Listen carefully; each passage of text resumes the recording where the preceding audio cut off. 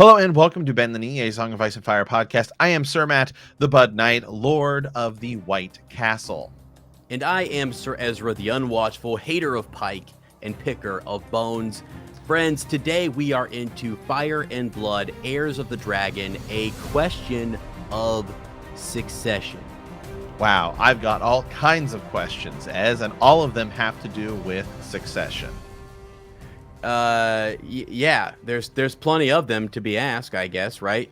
Wait, are you talking about the ultimate question, as in like who's going to succeed George in writing the rest of the series? Is that where you're going? Potentially. By the way, shout out to whoever dropped this song on us. We had a Weston sent us I'll put a link in the description for this. You guys can go listen to it. It is someone wrote a freaking song about George finishing the series, and it's actually freaking hilarious. I've never heard it. It's a really good laugh. Sir Weston, the Enduring. Appreciate that. Good name, by the way. Mm-hmm. Yeah. It's wow, I feel like it's a new era for us. As a little bit, we finished A Clash with Kings. Yeah. And, before we dive into A Storm of Swords, we're going to go a little bit into some Fire and Blood content, right? Because House of the Dragon is coming soon. I expect we get another trailer at some point here in the near future. If definitely we're going to get a Super Bowl trailer, I would have to say. Oh, that'd be sick. I freaking hope so. Already really stoked by what we're seeing, and it feels, high quality. We know the cast looks good. I'm impressed, and I can't wait. I just want there to be. I'm actually encouraged by, you and I over on Heroes of the Horn we're following Wheel of Time right now. Been pretty Wheel of Time heavy, and to see what they've done with like a lot of source material and still keeping the reader guessing and wondering. Like, yes, we have Fire and Blood. We have this massive book here, but you're going to find today, even as we go through the Old King, the Succession, Council of 101 AC, there's really not a whole lot. Like, you can't, it's an outline. It still is even just an outline. There are one or two paragraphs that describe a batch of time where Damon went and did this, or this character did this. And so there's just so much that you can play with that I really hope they take all audiences on a trip of some kind. You know what I mean? Like a really like dramatic trip. And, even if not that they're going to they don't really even need to change anything. It's just get us attached to a character that really isn't even in the books. That's okay. Bring somebody in, do that kind of stuff. Yeah, I mean, even Game of Thrones created some show only characters. Roz was kind of an interesting character who I think made it. I think season 2 or into season 3 is where she dies, right? But she's in the first episode, right? In Winterfell, and then sort of works for a lot of different sort of blending of characters and moves the story along. Wow. So you can what? I thought you were gonna say, yeah, she works for a lot of different people. Yeah. Well, she does work for a lot of different people. But, all right. Yeah. No, she catches your attention as well, right? Right out the gate. I'm sure she caught a lot of other things as well. Yeah. But yeah, so you can do that, especially with the show, The House of the Dragon, because it's like a loose outline. Yeah. Yeah, exactly. And that's what I'm hoping for. Again, some of these minor houses, there's not much of a Stark presence, but now you can build that up if you want to. If you want to have some, I don't know, even a second son or a third son or someone in the Stark family who is down hanging out and getting close to some of these other individuals that's not in the book, like that's probably a thing. We probably just didn't know about it. They're a minor person. I don't know. Some people are probably raging right now saying, no, if the Starks were there, George would have wrote about it. Like, but they're definitely there at the end. Right. They're definitely there at the end. And to me, I feel like if you want to pull in some of those folks that are Game of Thrones people and their house was House Stark and they freaking loved the Starks, by God, all you got to do is just send some like a cousin or someone, a Karstark if you want to, whoever, send someone from the north that references the Starks. Also, what's to say George isn't working on it? Yeah, he is working on it. He was hired by HBO to help assist and creating all these new shows. Yeah, exactly. So he might be working up a couple different things. Maybe he had, the other thing too is when authors write this stuff, he has other notes and things that just don't really get in. And his whole purpose in doing this was just to kind of give a framework that was going to help him in his in the series that he hasn't finished yet. A Song of Ice and Fire. This is supposed to be the Gurmarillion, right? Right. And yeah. So I don't know. We'll see. I hope so. That for me is going to be the most intriguing thing. So when this trailer comes out, we're looking at some of these characters and trying to figure out, like, even the people who assassinate other characters. Like, we know certain characters get killed or assassinated, but like, who did it? How did they pull it off? Right. And who are some of the servants that we get attached to along the way that aren't ever mentioned, that we're going to be like, oh, that person's really cool. And we see them working, doing their thing, or they're a spy for somebody else. Right. They've been there the whole time. And then they, I have thought about characters, by the way, who are in Game of Thrones. And I know that you're like, well, there's not, like, when you get to Dunk and Egg, it's like you could see a young Walter Frey, Bloodraven, right? He's going to be there. He's in the cave later. But I was thinking about some characters who could appear in House of the Dragon that are in Game of Thrones. That would be a really, really interesting thing to do. Now, in the books, there's book characters who could, like Cold Hands. Not that we're going to go north. I highly doubt we're going to even touch like White Walkers and stuff like that. Right. But theoretically, could. He died long ago. We could see Children of the Forest. They live really long. You never know. Walking around. But the one character who I thought would be a super, like, just mind bender, right, would be Jaqen H'ghar, because he's a faceless man. The faceless men are around for a long time, and they just use faces. Okay. Now, do these faces deteriorate over time? Do they constantly have to get new ones? Or do they just, once you've got it, and then you can use it throughout time? Like, is it the magic? Like, hey, we took this, or is it literally like you have a face on the wall and you can only use it for however long before it starts to sort of, decompose?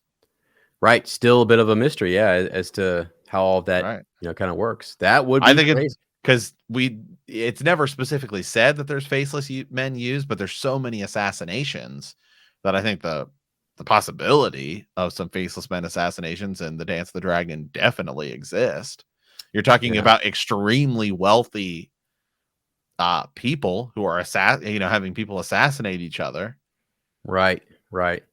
Yeah, definitely seeing that faction involved would be worth it. Would be cool to see, just to even go back. But you just go get the same actor. I think even just as a cool Easter egg, or even it's a show-ism, whatever.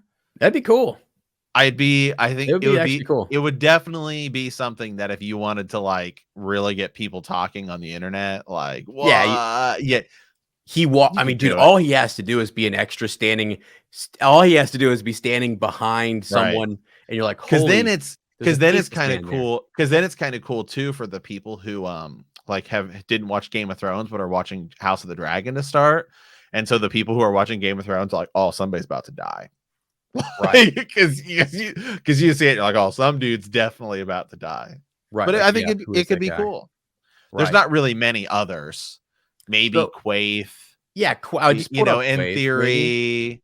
Yeah. We don't maybe have a Melisandre is like stupid, ridiculously even older than we think she is, and we could see Red Priestesses in general. Sure. So yeah, there's definitely stuff you could do, and I think they will. That will sort of Easter egg tie-in prophecy stuff that will, because I mean that's the whole deal, is you want to sort of tie this, begins to start tying this stuff together. Yeah. Well, what would be cool? So there is a character, Lady Misery, Mizaria, right, who is a dancer, who is a paramour for Prince Daemon Targaryen. That would be kind of cool. She becomes his, like, mistress of whispers to when he eventually, even when he's with Queen Rhaenyra. That would she's that gateway into some of that fantastical, magical type of stuff. So people in and around her, that would be cool to see. Yeah, there's not really many characters who we believe are like 300 to 400 years old, other than the Children of the Forest. How old is the Ghost of Highheart? Well, she's like a woods witch during Egg's time. She's probably, even if she's old there, I still don't think she's over, like, I mean, I think it seems to me like the oldest person we see is like Maester Aemon and Bloodraven, who's being sort of held together by the tree, and so Bloodraven would have to be the oldest. but he's around Aemon's age. So, I mean, I don't think anybody that we see is older than 150, with the possible exception of Quaithe, even Melisandre, we don't know, and Jack and Hagar. Yeah. Because Jack and Hagar could be just a guy. Sure. Or he could be really, really, really old. We don't know. And we're trying to stretch. We're trying to, Oh, this is definitely stretching here. Which is fine. I mean, we're trying to say like what would be that cool tie-in connection? They get the same cat to walk in. Is that how old is So I don't know, right? The God, cat. I mean, who freaking knows? Is that the same cat? I don't know, man. But it would be interesting to see who. So yeah, I don't know if you guys out there have any thoughts or comments, or if we're missing somebody. So you'd have to look at somebody who's sort of mystical, something like that. Like Leaf is definitely alive during House of the Dragon. Mm-hmm. Yeah. As is probably the Night King and all those other White Walkers. Right. Oh man. Yeah, because you asked me too quick. We'll have to do more digging on that. Even the stretch of just someone. Well, it's just I think the Faceless Men make some sense just because it's like you have super wealthy people trying to assassinate each other. Mm-hmm. They can afford it, and they're trying to kill people, so there's costs. Right. So I just think it'd be cool as a cool little Easter egg in one episode. The internet would lose its mind. Yeah, absolutely. That's what you want. If you're making a TV show, you want people to lose their mind. You don't even have to explain it. You can just do it. Right. Yeah. Well, other tie-in things that you can do, if at some climactic point there's a vision or somebody has a vision of things to come in the future, you can do cameos at that point too. I mean, there's cool things that you could do with a vision into A Song of Ice and Fire. Not that any of this really, more of the Dunk and Egg stuff is where prophecy and things start to leak over into what George. This is all kind of the background to even his prelude, right? Robert's Rebellion and Dunk and Egg and all that stuff that carries over. And there are actually characters that do show up in A Song of Ice and Fire, or we think will show up later. But the rest of this is just big backstory to House Targaryen. But it'd be cool if there was someone having dragon dreams and there's a little glimpse of an object or a sword. Yeah. So, because that is one thing I don't think people are really talking about is there will be connections, right? Because they're trying to build they're talking a lot of potential shows. They're talking a lot of stuff. I mean, they're building this Westeros verse. This is going to be their sort of Marvel, like cinematic universe, right? Yeah. So you want continuity. You want things to interconnect. The one, Corlys Velaryon going to all the voyages and stuff. I think that's even in this batch where it's referenced a little bit about what he does, building his new keep and the wealth that he amasses by traveling around. It's just only one or two lines here, but they're thinking about making a whole freaking show out of it. So Ashai and all that stuff he might go to, and just places he could go, things he discovers. Yeah. Kind of like we get to see like a better version of Euron going out and doing stuff, except for maybe not as shady and not as shifty and murderous and torturous. Right. So yeah, good points there. Yeah, I guess that does make it quite a bit better. Yeah. So okay, so let's go ahead and dive in. This is gonna be part 1 of this chapter, because the chapter is it's pretty long. It's like a 2-hour chapter, I believe, on the audiobook, and that is Heirs of the Dragon, A Question of Succession. So this is really going to be sort of the beginning of what causes the Dance of the Dragons. So the seeds of war are oft planted during times of peace. So has it been in Westeros. The bloody struggle for the Iron Throne, known as the Dance of Dragons, fought from 129 to 131 AC, had its roots half a century earlier, during the longest and most peaceful reign of any of the conqueror's descendants ever enjoyed, that of Jaehaerys I Targaryen, the Conciliator. The old king and good Queen Alysanne ruled together until her death in 100 AC and produced 13 children. 4 of them, 2 sons and two daughters, grew to maturity, married, and produced children of their own. Never before or since had the 7 kingdoms been blessed with so many Targaryen princelings. From the loins of the old king and his beloved queen sprang a confusion of claims and claimants that many maesters believe that the dance of the dragons or some similar struggle was inevitable. So I will say, as I do have a problem with the text, some of the text we just read. Okay. And this is What do where you you got? can begin to sort of view that this is from the point of a maester. Remember, a maester wrote all of this in sort of, theory, right? Mhm. Never before or since had the Seven Kingdoms been blessed with so many Targaryen princelings. Now, hold on a second. I'm pretty sure that the era after the Dance of the Dragons, the Blackfire Rebellion era, we have a Mhm. king, Aegon the Fourth, who legitimizes all of his kids, of which he probably has over 100. Mhm. So I think that might be the time in which there were the most. Yeah, good call. Good freaking call, you know? When was this written, right? Like, what who's Right. like no, yeah, that was another time. That and well, look at that too. When more were born during that time and legitimized how crazy all of it kind of became. Actually, Um, I believe this is written before that takes place. This does yeah, not include Dance of the Dragons. Fire and Blood 1 does not include, or Fire and 1 does not include Blackfire Rebellion. right. Okay. Yeah. Yeah. So again, I know when you get into A World of Ice and Fire, again, that was Right. just all they mix in all the maesters and everything, right? But yeah, this is your first volume for sure. Hmm. Right. But so Um, this is going to sort of be the the big deal is this question of succession.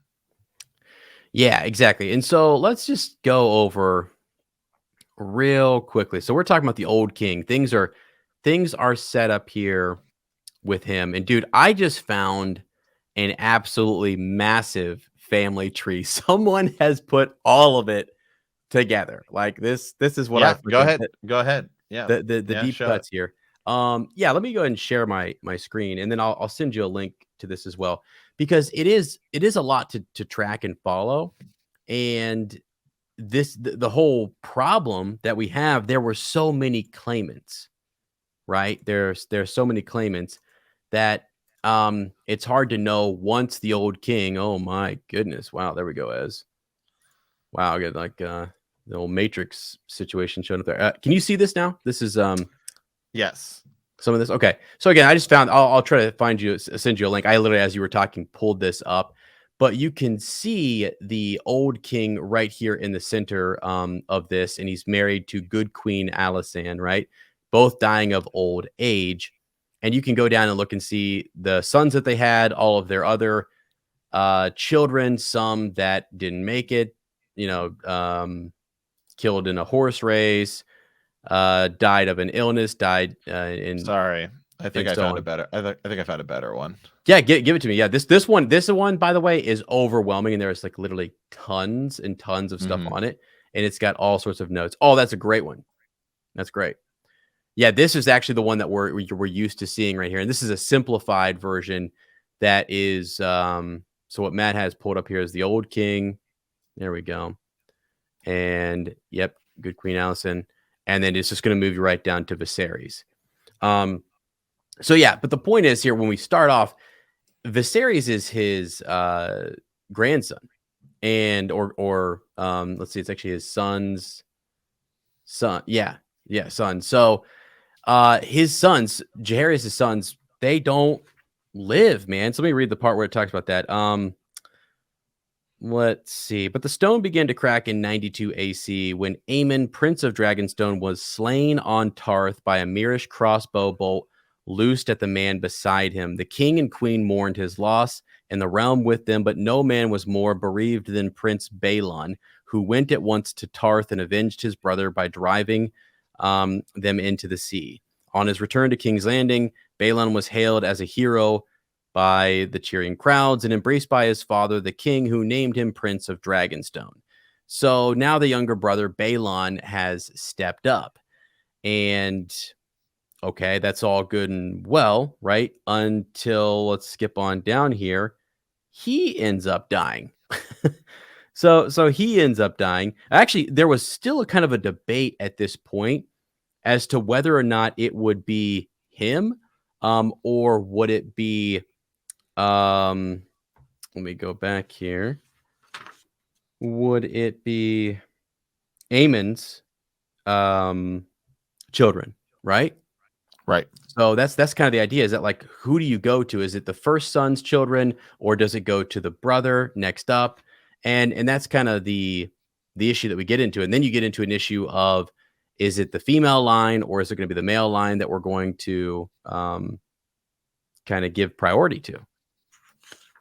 Yeah, exactly. And ultimately, I mean, we know not to jump too far ahead here, but we know we're going to get to, obviously the big deal is the Great Council, and we're not going to sort of let women rule, which is something that will tie into the main series a little bit, because what's going to happen when Daenerys comes over? Are they going to let her rule or not? Or is Cersei going to be allowed to rule because of that? Because of that ruling. And that's Right. ultimately where this whole deal is going to go. Right. Yeah. So let me read this part here too. So this is regards to Rhaenys, who will end up marrying Corlys Velaryon later. But Prince Aemon, so Prince Aemon was next in line after the old king, his eldest son. He dies, right? Balon, his brother, avenges him, and Balon is immediately named next in line. Instead, so Prince Aemon had a child, his daughter Rhaenys, who was born in 74 AC, had grown into a clever, capable, and beautiful young woman.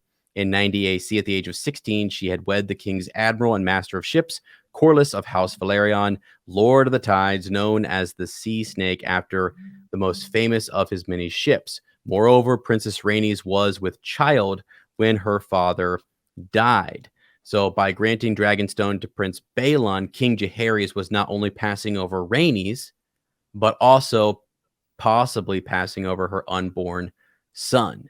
So there you go. I mean, that's just, I mean, right away, he already does sort of a pre-Council of 101 AC and says, no, it's not going to Rhaenys. It's going to go to my second son, or my younger son. Yeah. So yeah, and I got the picture here in Fire and Blood, which is kind of cool. I do like these sort of hand drawn pictures they have of some of this stuff. Yeah, I mean, the crazy thing is, for starters, Jaehaerys lives too long to where he can't pass it on, and then same sort of thing is going to happen with Viserys. Is he struggles to find a male heir in the first place. right, exactly. And when you're so caught up in that, later on, Viserys will do what probably could have been and maybe should have been done here, which is just to pass it on to the next eligible female heir, or heir in general, regardless of male or female. And I forget what it's called, but there's two different lines of thought here as to how, and it's probably has something to do with England and how the succession and how it's passed down. Whether I do, I've looked in at one point, when they were the king or the queen was, you're looking at like the sons and who's next up in line. That stuff is absolutely insane over there, as to know who's the duke of this and whatnot. It's mind-boggling. It is interesting though to think about the idea of that. If the king dies, but he has, we'll go outside of princes and princesses just for a second. So if the king dies and and his wife is pregnant, could be a son, could be a daughter. Should the entire throne pass to, like, say, his brother, which is where it would if the wife was not pregnant? Mm-hmm. Or should it be held in regency until we can know if the king had a son or not? Yeah, right. I mean, I almost feel like it should be held in regency to see, and then if it's a daughter, then it could pass. But if it's a son, then I feel like it should be his, because that would be his technical birthright. Mm-hmm. Yeah. Well, I mean, obviously, first and foremost, we should let women rule, but in sort right. of the Okay. rules, Yeah. right. Yeah. I mean, obviously, yeah. In sort of the rules, throwing that out. Yeah. right. that's where it gets trippy, because when they throw in Rhaenys, and really the clause with her is that she has an unborn child, and like you're saying, hold it in Regency until, or I mean, obviously we have the old king Right. still reigning, but like you Right. don't name Because someone to Dragonstone yet, or he's hold. I mean, the other thing is too, to Rhaenys, if you're just waiting on her to have her child, it ends up being a girl, anyways, but her first child. So you could just hold that spot and say to her, "Hey, look, we're just holding it with right. Balon until you Because have your it's child." also right. It's all if it had been a son, then it would have been his firstborn's grandson.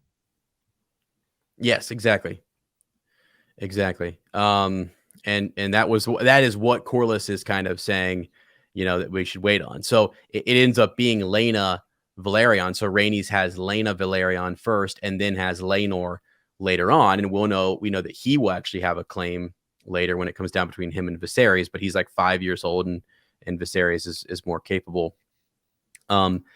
So yeah. Uh Yeah. uh Yeah, you would rob my son of his birthright, she told the king with a hand upon her swollen belly. Her husband, Corlys Valerian, was so wrought that he gave up his admiralty and his place in the small council and took his wife back to Driftmark. yep. Yeah, pretty radical. God, man, I'm looking, the person, this family tree that I have in front of me is so detailed that it's overwhelming. But it is great to kind of look at and think, like, okay, so he has his sons, one is killed, then the other one is killed, then it's going to come down to, okay, we've already passed over Rhaenys, the queen who never was, as they call her, or the Right. queen who was passed over. And then we even pass over Lena Valerion, because she clearly was passed over. If her mother's going to be passed over, then she will be as well. But her son Laenor, right?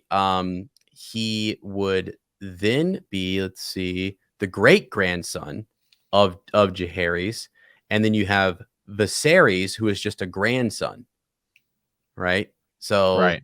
that, Well, look, and look here too, by the way, Queen Alicent saying, you know, good Queen Alicent, okay, saying a ruler needs a good head and a true heart. You know, she shouldn't, that basically is ruling that Rhaenyra shouldn't be passed over because of her sex, right?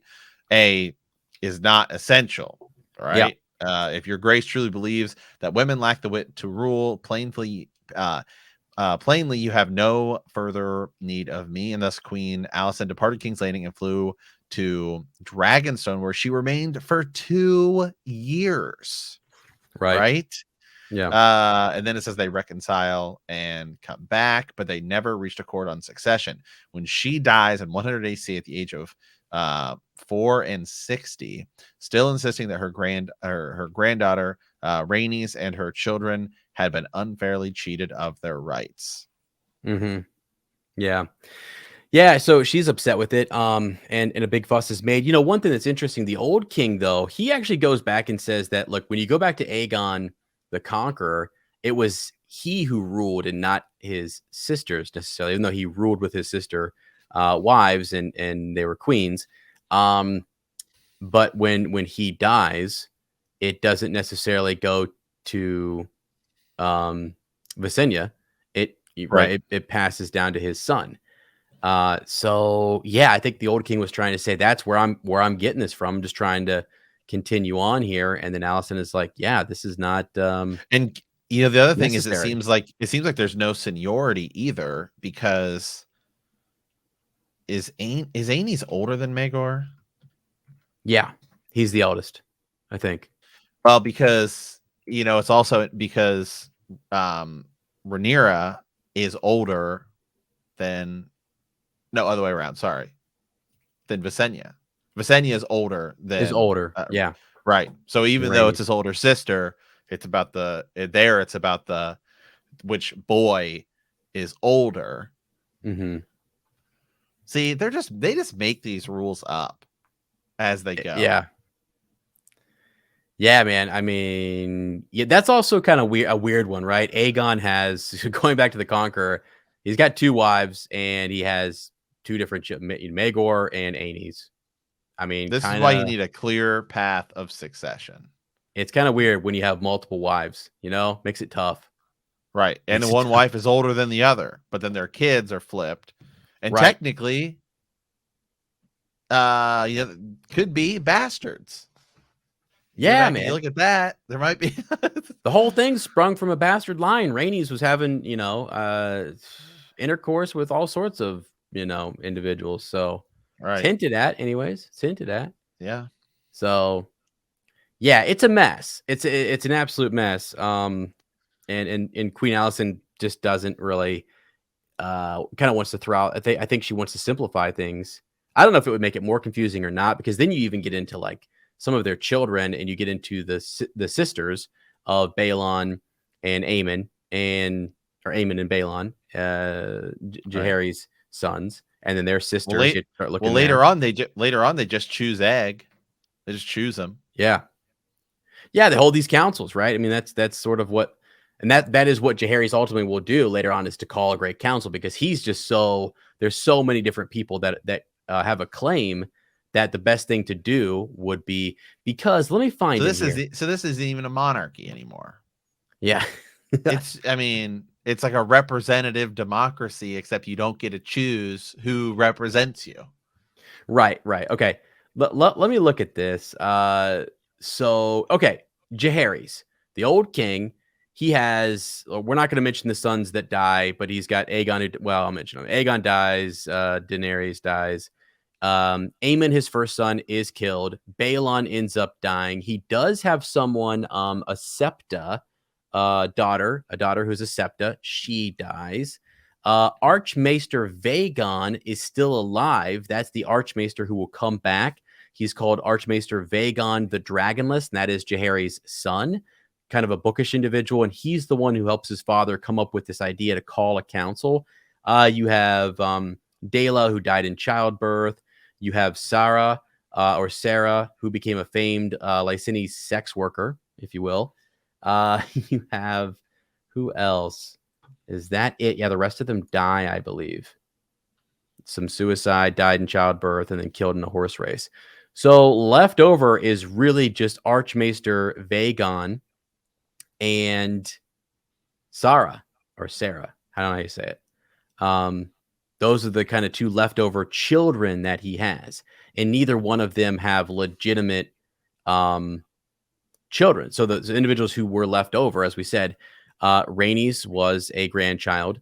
Viserys is a grandchild. And then you also have Daemon, but Daemon is the younger brother to Viserys, right? So Viserys comes before Daemon. If you're going to pass over Rhaenyra's, so those are the grandkids. Let's go over just the Right. grandkids here. And that's it. As far as what I'm seeing on my family tree here, is Rhaenys is a granddaughter, Viserys is a grandson, Daemon is a grandson, and there was someone else who was an Aegon that just died from Balon. He was one of his sons who died.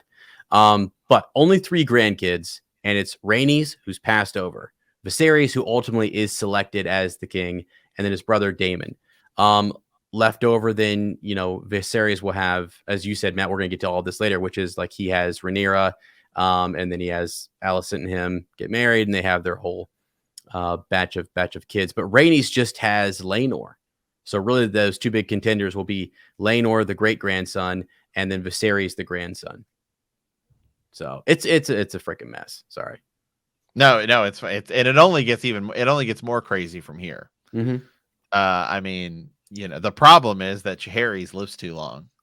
And Yeah. then it's the problem is he lives too long, and then he can't find anybody to give the throne to, and then Jaehaerys steps in, and then he's going to run into the same issue.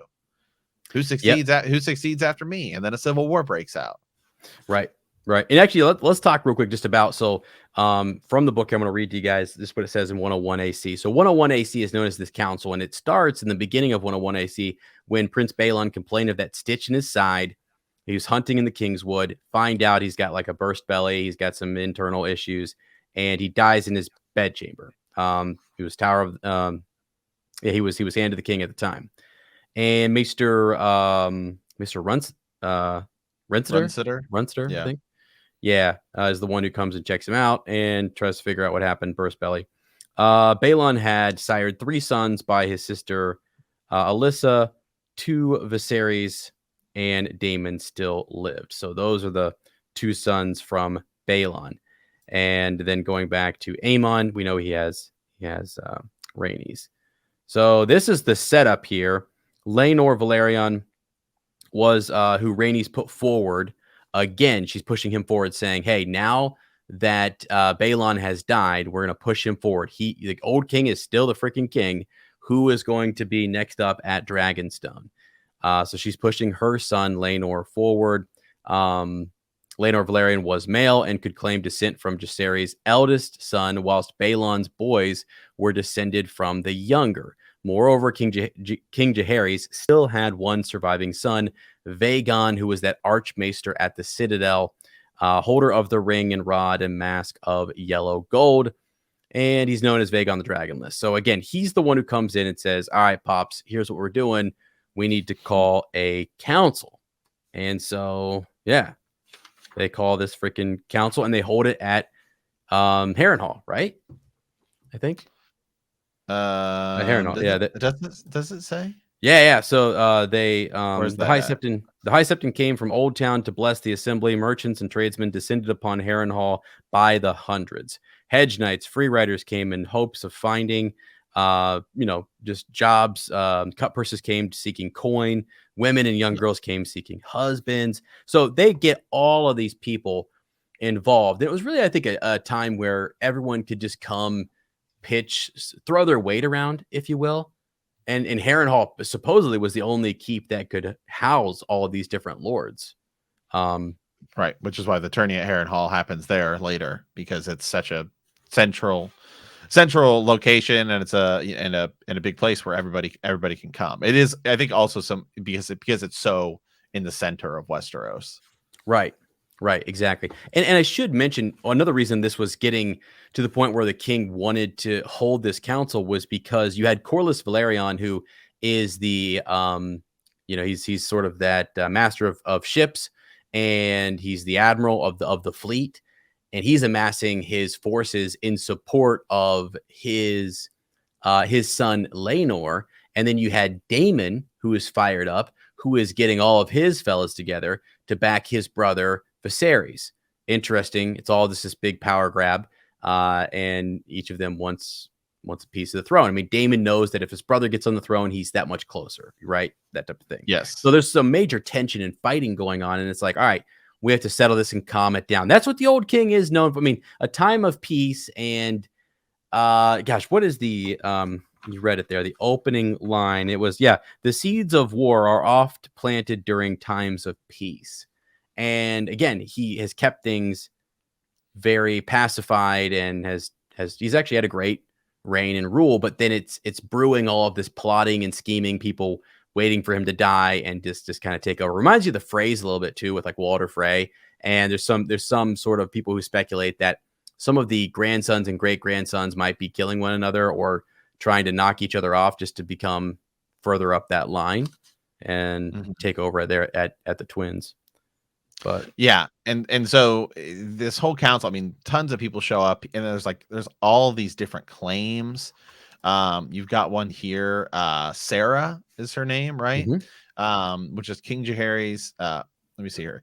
No fewer than, let me pull this up here, get it on the screen. No fewer than 14 claims were duly examined and considered by the lords assembled. From Essos came 3 rival competitors, grandsons of King Jaehaerys through his daughter Sarah, each sired by a different father. One was said to be the very image of his grandsire in his youth, another a bastard born to the Triarch of Old Volantis, who arrived with bags of golds and a dwarf elephant, right? And he brings these gifts and things like that.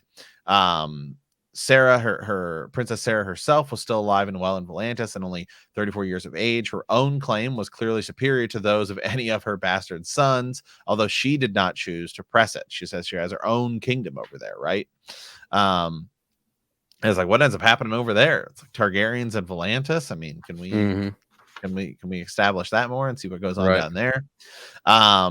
There's tons more. You have there was a There was as well a strapping red-haired man at arms who claimed to be the bastard son of Magor the Cruel. So he would be kind of old in his age, but could still be, obviously would still be alive, but he would have to be certainly kind of old if Mhm. because Yeah, I guess interesting that he's coming forward now, right? right, when he's coming forward now. When is Jaehaerys born? Right, because Jaehaerys is like ridiculously old. Right. Like going into this. So well, let's look that up. Let me. Oh, he'd have to be old. You're I think you're right. Um, Well, if Jaehaerys is born, we let's see. Oh God.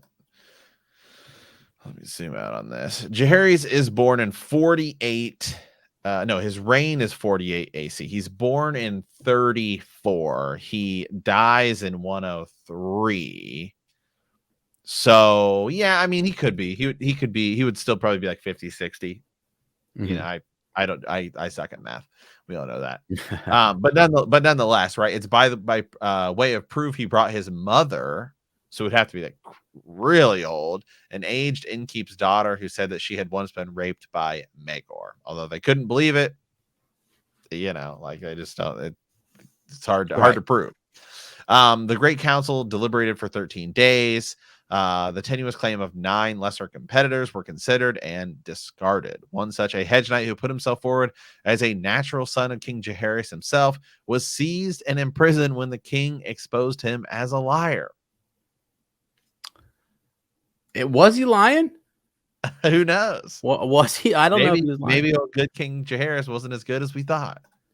Yeah, maybe maybe he wasn't. Gosh. Yeah, things get a little weird late in his life, actually. But yeah, I mean, this is earlier on. Who knows? Maybe he did get a little frisky. Okay. Yeah. Yeah, but the main contenders though, are really just Viserys and Laenor. And I think it just comes down. They say too that Laenor, I believe. Let me see. I think it said he was like really young. And Viserys was capable. Yeah, Viserys was the old king's grandson. Laenor, his great grandson. Here it is, guys. The principal of, and I don't know how to say this word. Promegeniture. Yeah, you guys are probably know what I'm talking about, right? From a janitor. Yeah, sure. Sounds Or good. the principle of proximity. These are the two principles. So like one principle favors Laenor, which is that being descended from the first son, and then you have proximity. And that was the principle that favored Viserys. So, and also Viserys did ride Balerion at one point, who ended up dying, and he never takes another mount. So that's pretty cool. But yeah, Laenor's claim is generally regarded as the weaker, but the boy's mother and father were such powerful and influential figures that it could not be dismissed entirely. So yeah, then they go into this. Then it goes into a bit of Corlys Valerion and some of his titles. He was like this noble house with a storied Valerian lineage. The Valerians had come to Westeros even before the Targaryens, so it starts to kind of build up like why it mattered that he was, a son of not only Rhaenys but then even Corlys Valerion, and the power that house has. Yeah, which is pretty cool. Yeah, I will say, by the way, and I said this when this book came out. I find Fire and Blood itself to be incredibly dry, just as a read. It's I mean, it is quite literally like reading a history book, except that it's all fictional characters, and they're all fictional characters who appear for like 4 paragraphs and are supposed to have some level of importance. So a lot of Fire and Blood, and this is why I prefer World of Ice and Fire as a book. I just think it's done better by going through each of the king's reign, as opposed to these bigger sort of sections here where you just get little nuggets, really, and we're just sort of world building here. Right. Yeah, and so as it is also kind of weird the way this is written because right there we start talking about the claimants, and then we spend probably 6 or 7 paragraphs talking about Corlys Valerian, which I'm gonna kind of skip through. We just know like the bullet points are he's epic, and from a young age he learns how to ships, build ships, master ships, and went on crazy voyages, and he becomes the sea snake and so on, which is awesome. He's revered and respected. And so he's bitterly disappointed when Prince Aemon originally died, and then King Jaehaerys bypasses Aemon's daughter Rhaenys, and then even his unborn child at the time, and goes right to Balon. So he was already upset then, and wasn't happy. Now, let's see. Lord and Lady Valerian were eloquent and open-handed in their efforts on behalf of their son. The decision of the Great Council was never truly in doubt. By a lopsided margin, the Lords assembled chose Viserys. So again, that's really upsetting for Corlys Valerian. That's why I think at the beginning of our show, we're going to see some tension between Viserys, who is chosen. So the council has happened, and Viserys is chosen over Laenor. Laenor is in the show. We're going to see him, and he could have, at that council, he could have been picked. He was one of those leading contenders, but it was always pretty heavily in favor of Viserys. So, yeah, and I'm going to pull up this. I think this is more of a clear sort of thing. This is just from the wiki here. And there's of course some stupid ad that's on here. Sorry about that. Okay, so looking at go away. Oh god, ads. Well, whatever. Okay. Okay. So hold on, let me do this. This is why you guys gotta check out the video version. You can see all. It's a lot of madness. It is a lot of madness and some ad that won't go away. Regardless, okay, so here's Jaehaerys and Alicent, right? And then here are all of the people, right? Like it's kind of crazy when you really start to look at it, and you're just like, wow, how many people are there? You got Jocelyn Baratheon, Aemon, Della, and the Roderick, Aaron, Balon, Alyssa, Sarah, like all these people that are married in to this family, and so you begin to see what's going on. So here you have Rhaenys and Corlys Valerian, and then you have to come down here to Viserys. So this is ultimately what this chapter kind of, and a lot of this goes into, is Rhaenys, and should she be taken serious, and then or should it essentially end up being Viserys, who is Jaehaerys' grandson? Now the interesting thing though is that the whole Dance of the Dragons actually centers around Rhaenyra, who's really just a namesake of Rhaenys, although she, is no connection to Rhaenys, except she will marry a Valerian. So that's how like they ended up getting tangled up. The actual line of succession in the Dance of the Dragons is such like a big tangled web, and it just gets all jacked up. And then sort of what ends up being, and to spoil, I guess it's sort of spoilers to go forward, but I think it's important to actually have this in your mind of where this whole thing ends up. Is that the crazy thing is that Viserys and Alicent, right? I mean, we know Viserys is going to die, and that's like the catalyst for setting off the Dance of Dragons. Is basically Alicent Hightower is the one who sort of technically rules throughout this whole thing, and then Rhaenyra and Daemon don't actually even end up like ruling, and it's sort of it's all sort of just they're tragic characters.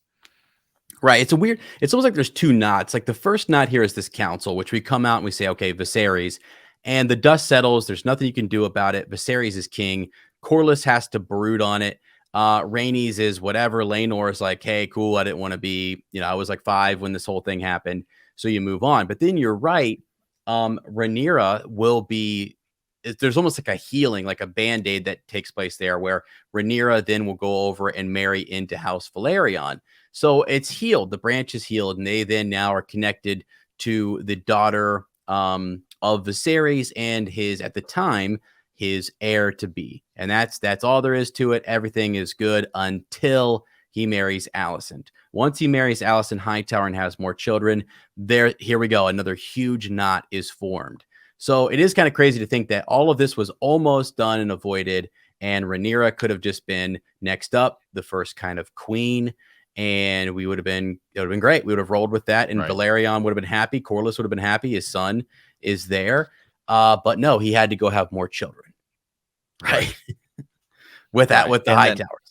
Yeah, and then ultimately, though, I guess I should say is, again, and I think it's important to have some of this information just going into I think it's important to sort of have the end of this in at the beginning, as odd as that's going to seem, because the whole Dance with Dragons for me is really about the characters and just what they're willing to do in order to try to get the Iron Throne.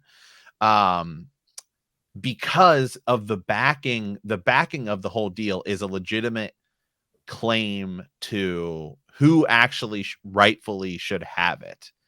It's unlike Robert's Rebellion, which is just, hey, we're overthrowing the king because he's mad, and Rhaegar can go too because he stole Lyanna. And then the Lannisters sort of get into it, and they're just like, we just want to keep power. Whereas there's at least some sort of legitimate arguments behind it over who should have the throne. And so Rhaenyra and Daemon, who will be our sort of main drivers of this whole deal, end up, dying. But then ultimately, in a way, they sort of win because their son, it goes on to be Aegon the Third, and he is the then rightful ruler. So it makes them that much more tragic, because while they never get the throne themselves, all of the fighting and everything that they do ultimately sort of works. And yeah, at least that's the way I've always sort of viewed it. Oh, no, for sure. Yeah, like it's weird that by the birthing of more of these crazy Hightower, children, the Greens, that the knot is tightened. But then again, what ends up helping Rhaenyra, or I guess if depending on if you're, pro green or pro black here, it doesn't matter. Daemon and Viserys, like, again, this is Viserys. It's so crazy to think this is Daemon's son who goes on to become king, and Viserys, his brother's grandson. You know what I mean? That's kind of weird, right? So one of his grandsons. I mean, Viserys has a bunch of children. I mean, he's got Rhaenyra, Aegon, Helena, and then Aemon. So he's got 4, 3 with Alicent, and then 1 that he had with Emma Arryn. So it's Rhaenyra who gets with his brother and has Viserys' grandson. So either way, he was going to win, right? Viserys is still, right. Right? Well, yeah, exactly. Kind of funny when you think about it from Viserys' point. I'm glad I'm not a show writer on this one, because for starters, I think they're not going to have all these characters, because there's just too many. And then, as we'll dive deeper into when we do more episodes on Fire and Blood, there's so much of it is also rumor and innuendo, and there's so much hooking up that takes place on the side, and this could actually be this person's kid, and this could actually be this person's kid. So the whole Dance of Dragons, in order to legitimately try to explain it, and is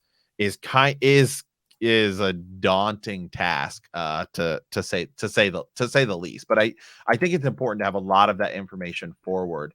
And again, it is all this information really comes from the World of Ice and Fire book and Fire and Blood. And I think actually what we might do is once we get through this chapter in Fire and Blood, shift back to World of Ice and Fire, because I think I sort of prefer that, because it just sort of covers this king's reign and goes and ultimately just goes through it. But so to go back to where we are in Fire and Blood, Yeah. we're with Corlys Valerian and Rhaenys, Right. And and then it just yeah, go ahead. yeah, because basically it does that big sidestep. It comes to this conclusion about the Council of 101 ACE, and Jaehaerys, the old king, didn't even show up to it. He just hears about it and says, "Okay, awesome." And it does talk about, because then you have to weave in this whole element of Lord Hightower of Old Town. So, of the last years in the reign of King Jaehaerys, little and less need be said. Prince Balon had served his father as hand of the king, as well as Prince of Dragonstone, but after his death, his grace elected to divide those honors. As his new hand, he called upon Sir Otto Hightower.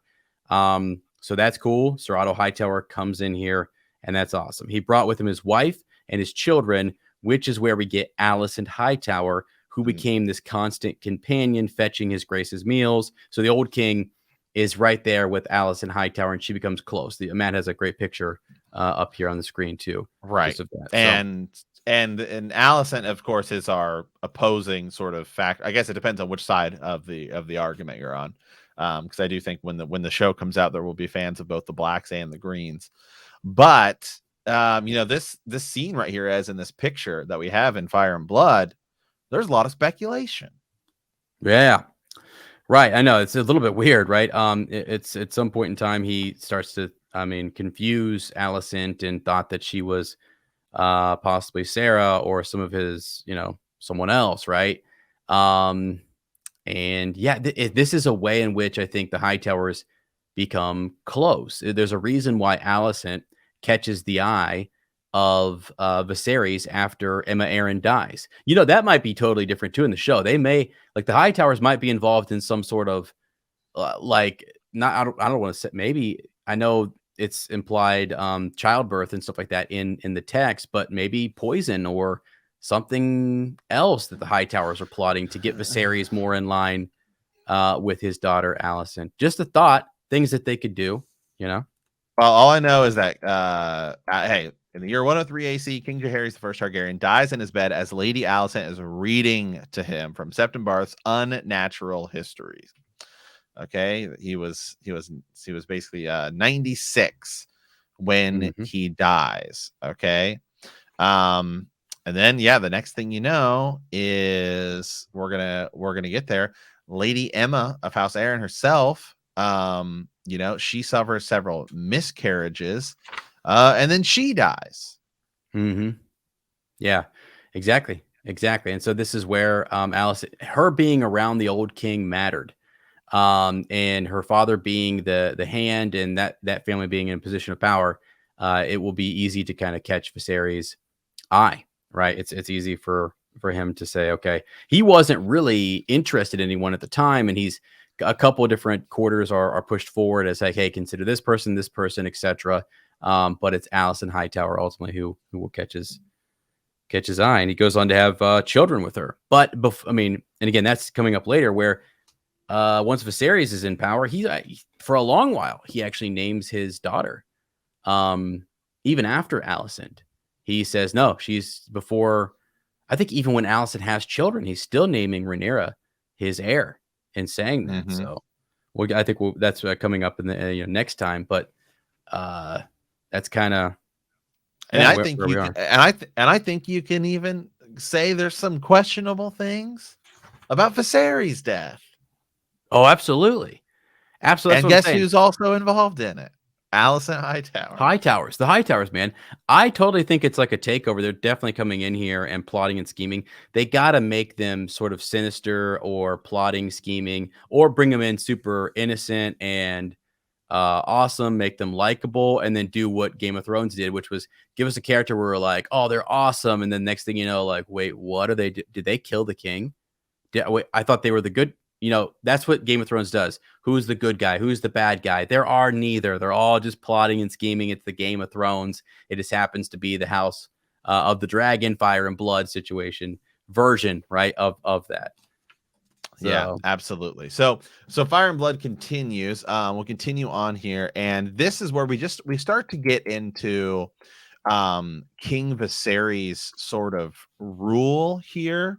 And we might actually, I think it would be best actually to come back ultimately to this, Mhm. to talk, which we've done a Maester study on King Jaehaerys sort of rule, and so and also then we've done Daemon Targaryen as well. But I think sort of just focusing on the line of succession was sort of the more sort of important Well, segment from this, which is what we wanted to talk about ultimately. yeah, because it is really important too. And what I'm going to do, I'm going to still put a link to this really ridiculous family tree that I found, and I Yeah. wish I would try to give credit to this because it is important for you to see, Oh, can you go back who to it? is. Oh, yeah, sorry. Yeah, there it is. Um, just to sort of see from the old king here. I mean, how many people we have. You can see then the grandchildren. You can see the great grandchildren here, and so on. And it's just it is kind of fascinating. And really, it's the setup to all of this is why is the sea snake so upset? And then why is it that now things are a bit more chummy between him and Viserys once Rhaenyra is married to Laenor, right? So even though what's crazy about that is Rhaenyra is probably not faithful and she has strong bastards, 3 of them. Don't worry, they all die. It's fine. Right. Like, and then and then enter Damon. So it's just it's a craziness. Damon is smart enough then to ally himself with Corlys. He ends up with Lena for a little bit and so on. So, I mean, they're all trying to stay close to Corlys Valerion over here. And yeah, man, that's the tension. And so it's the High Towers, and really you have the Targaryens kind of in the middle of what would be the High Tower takeover and Corlys Valerion and House Valerion trying to do their thing. So, and then you just have the Targaryens trying to make the best out of it and figure it all out. I mean, it's almost easier if Rhaenyra out the gate would have just married her uncle. And but then again, Yes. they don't have they don't have the alliance though of Corlys Valerion. So there's that, right? I mean, that's tough. Or I think it was even suggested. So Rhaenyra was already married to Laenor, but like she could have done a situation like Aegon marries his sister Helena, but had they, had Rhaenyra been free to marry, you could have done something where those two marry and it would have been okay. Like he doesn't initially want to be crowned. Aegon II doesn't initially want to be crowned because of his sister, his half sister Rhaenyra. Like what? So you got to remember they're all related, and it is just a crazy cluster. It is. Yeah. It is. So yeah, ultimately, and I think we'll come back. I think we'll come back to Daemon or to Daemon and sort of Viserys' reign. But ultimately where this whole thing is going is we will once again be faced with a question of sort of succession when Viserys dies. And then Yeah. the council gets brought back up Mm-hmm. as to sort of put aside Rhaenyra, who will now be the Right. It's in a similar scenario that bro. Rhaenys was. It's ridiculous that Viserys was the one chosen by the council, right? He's chosen because he is from the Council of 101 AC, and He's he the knows only that male. He's Rhaenys really the only legitimate male male, right? Yeah, you actually Targaryen. exactly. You actually had Sarah who gave up her claim, and then Rhaenys who was already passed over prior to. So yeah, he's set up to be that guy. Then he moves forward and says he has his daughter Rhaenyra, and he says, you know what? Screw what got me here. I'm just naming her my heir, and that was good enough. That also, can the king not just do that? Right? I mean, the old king was I don't trying to know. be more. Some kings have just sort of said this is the way it is, and you're going to deal with it. I mean, when Maegor steps in, he doesn't care about any of those rules. No, he This is doesn't. how this is how it is. Then he Right. flies over and kills the High Septon. Right, later on, as you said in the Blackfire, yeah, exactly, he does.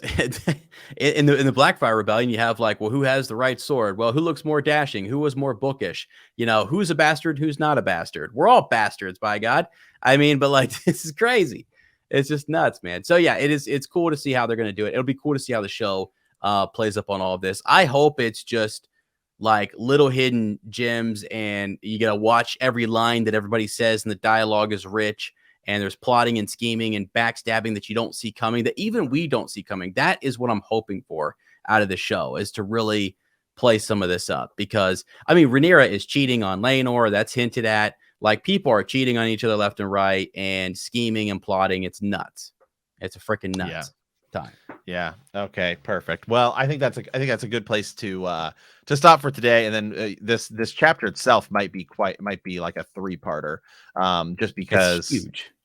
it's an enormous chapter, but it shifts around so much, and that's one of the reasons I'm not a super big fan of Fire and Blood. And I just think I prefer the structure of the world and Ice and Fire book more, because this sort of it just sort of goes around, because it's like the chapter is a question of succession, and then the next thing you know, it's like, well, here's Corlys Valerian, and we need to Yes. spend like 10 3 paragraphs pages on it. talking Yeah. about just who he is, to just say he's there. And Right. the way it establishes characters, I'm not a fan of Fire and Blood. I've said it. It's actually it's confusing. Yeah. It just in the way, and I'm a history major. I have a degree in history. Preach it, son. And I just, it's the structure of this book is it's not, I don't think it's, I think it could be structured better. Yeah, because the diverting and moving on, you're just like, oh, here's this character. I need to give you more context on him and explain why he matters and why the decision in the council went this way. There's also the bit later on, like, oh, we should probably explain what happened when Baelor has died at the beginning of all this. And then we come back and we say, oh yeah, by the way, he was Hand of the King. Now let's wrap this up. Let's bring in the High Towers here and talk about what happened and how we split that up. It's a lot to kind of remember. And like, oh, you have to jump back to the beginning of the chapter and remember who that character was. And there's so many freaking names that it's something. It's also incredibly dry. I mean, it's like Thanksgiving turkey, like 3 days later. Red wine, washing it down. Yeah. Right. Yeah. Just some red wine. Sitting in front of a wood burning stove, you said. Right. And you're just like, I don't even have any mustard. Just like 2 pieces of bread, some turkey. Just like, oh God. That's bad. It's dry. So anyway, so we will come back to that definitely. And we'll focus on this next segment, which is Viserys' reign, as well as introducing Daemon Targaryen. And again, we've done Maester studies on them before, so if you want to go check that out, you certainly can. I think we have a YouTube video pulled from that's just directly who is Daemon Targaryen. Explained, because he is going to be, at least I think, the character I'm most intrigued by in the show. Sure. He's going to be played by Matt Smith, who is Doctor Who, he's in The Crown. He's freaking phenomenal. And he's just a certifiable badass, to say the least. He's an absolute boss, as and I say. So with that, we want to thank you. I guess we're not in Game of Thrones anymore. Should we say we want to thank you for Dancing with Dragons? Is that how we close out this new segment we're doing? We could, or they're still kind of playing the Game of Thrones. They're still playing the Game of Thrones. Yeah. Well, anyway, we want to Dance with Dragons too. Right. Well, we want to thank you for playing the Game of Thrones. In our next episode, we will be covering part 2 of Heirs of the Dragon, A Question of Succession, from the Fire and Blood book. Yeah, friends, don't forget to send us a raven if you have thoughts on this, or if you guys find any cool resources or references. I'd love to see them, just family trees or breakdowns. It would be really cool and really helpful, just to kind of help folks set up for the House of the Dragon. But with that, if you like our podcast, don't forget to subscribe, like us, write a review, leave a comment, or send us that raven at btkcast@gmail.com. We will see you next time, and remember that winter is coming.